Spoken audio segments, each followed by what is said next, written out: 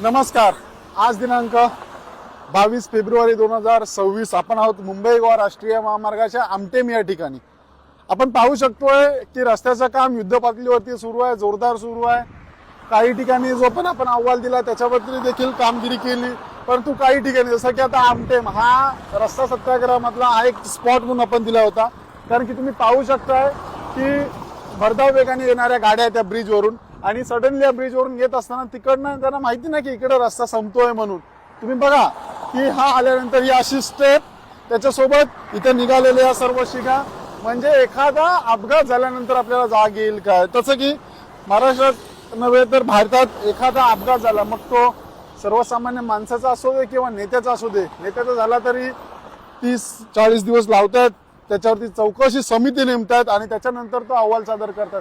परंतु अपघात होऊच नये, prevention is better than cure, यासाठी मी स्वतः 490 किलोमीटर पायी चालत त्याचा अहवाल आपल्याकडे सादर केला. साधारणतः सर्व लोकप्रतिनिधी, सर्व संबंधित प्रशासन अधिकारी यांच्यापर्यंत अहवाल सादर केला. त्याच्यामधला देखील हा डेटा आहे. तरी देखील काही ठिकाणी कामगिरी केलं, त्याच्याबद्दल आम्ही आपले खरोखर आभारी आहोत सर्व संबंधितांचे.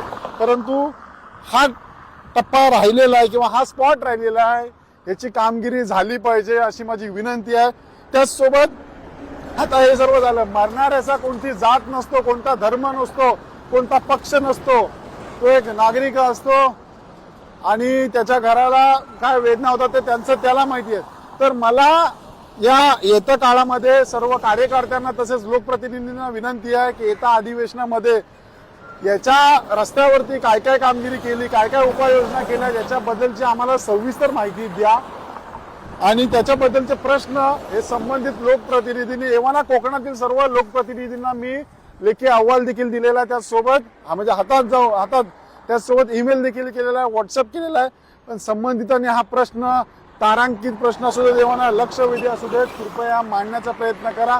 कारण की कोकणकरांचे जीव एवढे स्वस्त नाही आहेत आणि जेव्हापर्यंत ही कामगिरी होत नाही तेव्हापर्यंत आम्ही सातत्याने एक सुजाण नागरिक म्हणून पाठपुरावा करत राहणार. धन्यवाद. जय हिंद, जय महाराष्ट्र.